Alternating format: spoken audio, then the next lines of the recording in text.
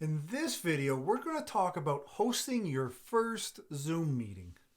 Thank you for checking out my channel, Leadership with Mike. On this channel, I help managers become leaders, and I do that with no-nonsense sense, if that makes any sense. Now, speaking of no nonsense, let's get right into the meat and potatoes of hosting a Zoom meeting. Because if you're like me, your nerves are they're very nervous. Going live on camera, being the host, being the hostess with the mostest, or whatever you want to call it, it can be nerve-wracking. But if you listen and you follow the plan that I have set for you, life will be just a little bit easier. First thing you want to do is install Zoom or whatever platform you guys are going to be using, but install it on whether you're using it on your computer or on your phone or on your tablet. Have it installed. Do a practice run. Call your friend, call your spouse, have them install it. Do a trial run. Because the most nervous part for me is the not knowing. And then once I learn it and learn this is how you turn it on, this is how I get my mic to work, this is how video's working, check, check, check. That makes me a little bit calmer. Because now I just got to worry about what I'm saying and how I'm saying it. The tech I now know how to use, and I know that it works the way that I thought it would, or it doesn't work the way I thought it was, and I have time to fix that prior to everybody just watching. That's the most nervous part, isn't it? Come on. Tell me somebody staring at you like this is not going to make you nervous while you're trying to figure out this tech. I kind of touched on it before, but make sure that your microphone works. Make sure that your video works. I say this from experience as I tried to go live on my computer and I don't know what happened, but my microphone doesn't work. I can't plug anything in. I can't use the on computer mic. It doesn't work. That's awkward. So if you do a test run as you are installing the application, as you're calling to make sure it works the way you think it works, you also have somebody saying, Mike, I can't hear you. Hello, hello, radio check. Get that out of the way. Technical issues can really throw a wrench into any presentation that you want to do. And if you're new to doing presentations and you have a tech problem, dig your grave. You're done. You're dead in the water. No, just kidding. You're not. But it feels that way.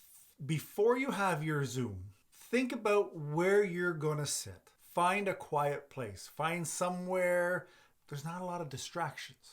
Whether that be neighbors, whether that be highway noise, whether that be kids, dogs, husbands, wives, whatever. Try to find a spot in your spot where it's relatively quiet so that you can focus and that there won't be so many distractions as you're trying to talk to your team. Now, when you find this space, can you tidy it a little bit? Just make it present. Like, I'm not saying go around and dust. I haven't dusted these and I don't know how long. But everything is set. Everything has a place. If I was shooting my bedroom and my bed's not made and I got socks and underwears and who knows what, is that something that you would want to see? Probably not. And if you would, trust me, get your head checked because that's not the way this is supposed to go down. So be mindful of where you are, where your quiet space is, and just make it presentable. Now, does that mean that you have to use one of these fancy backgrounds? Absolutely not. And if you ask me, I would advise you not to do it. Some people are saying you should be sitting in front of a blank space, a blank wall. I don't think so. I think you should be sitting in some place that is you. Because as you're leading your team, sometimes showing, I don't want to say vulnerability, but showing just a little bit about you by them. Listen, people are going to be nosy. They're going to be looking. Oh, look at the clock. What's that? You know, oh, Mike's a candle guy. Okay, I wonder what that smells like. You know what I mean? Like, give people opportunities to be nosy and to learn a little bit about you. Perhaps you strategically set a book that you're reading or something. I think that you're better served by allowing people into your space within reason, of course, but allow them to get to know you without you saying, so this is what I do and this is who I like and this is what. They can just kind of gather that. Now, if you're the host of this meeting, make sure that you arrive early.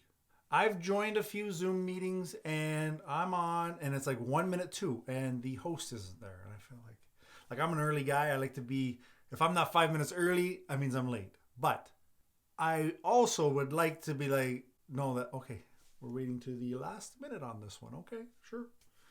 No judgment. Be the host. Show up at least 5 minutes early. This gives you time to, again, just kind of make sure everything's working the way you think it's supposed to work. Your background looks the way you think it's supposed to look. The lighting looks the way you want it to look. It just gives you time to, whoosah. And then as people start to join, you can have some casual conversation, whatever it might be. After everybody joins, remember, you're the host. You are the organizer. You're the boss. You're in control. So don't be afraid to let everybody know to please mute their mics until it's their turn to speak or they have something to say. While you're giving your meeting, your presentation, whatever it may be, think about having breaks for questions. Again, pre-plan what you're going to say and how you're going to say it. And then you can let everybody who's joining, let them know what the house rules are.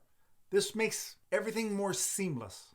Now, being on a work-related professional Zoom call, I don't think it means you have to get done up in your suit and tie.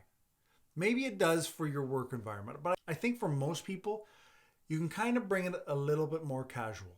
This also will relate to your style, your personality. It'll help people know you because I think we're losing a lot of one-on-one in-person interactions. So to talk to you through a screen, you may not really know me. But as I'm in my environment, I'm in what I am comfortable in, then you start to know, oh, this is how Mike delivers things. This is how he talks about things. This is what he's interested in. Oh, this is his decorating style. Yes, it's my style. It's not my wife's. She had no part of this. Honest. None. Okay, one poster. But you can kind of see who I am just by listening to me on my video, which is the same as listening to me on my Zoom. So as you're hosting, be you. I don't want to say be casual. Be you. Be comfortable. Whatever makes you comfortable. Showing up in your pajamas, I know it might be comfortable, but that is not the place. Keep it professional, but comfortable. There, I think that covers my bases. And finally, make sure you stick to a time slot. If you say this is going to be a 45-minute meeting, make it 45 minutes. Yes, you're speaking with your employees, you're speaking with other people, but you've set a time block. Respect that for yourself and for others. Make sure that everybody knows this is when it's done. If we have questions, let's limit the interruptions so that we have time to get to questions and discussions. And as you continue to do Zoom meetings, you will really earn people's respect when they know that you're respecting their time. Because everybody, while you're working from home, we tend to work differently than if we're in our office on the clock at work. So I may have different plans as to how my day is structured. So I will allot 45 minutes for your meeting. But when it becomes an hour and 10 minutes, just because you don't have anything better to do doesn't mean that the people that are watching or are involved in the meeting don't have anything better to do. So again, be respectful of people's time. If you need more information on being an attendee, check this video here. After that, I'll see you right after my coffee.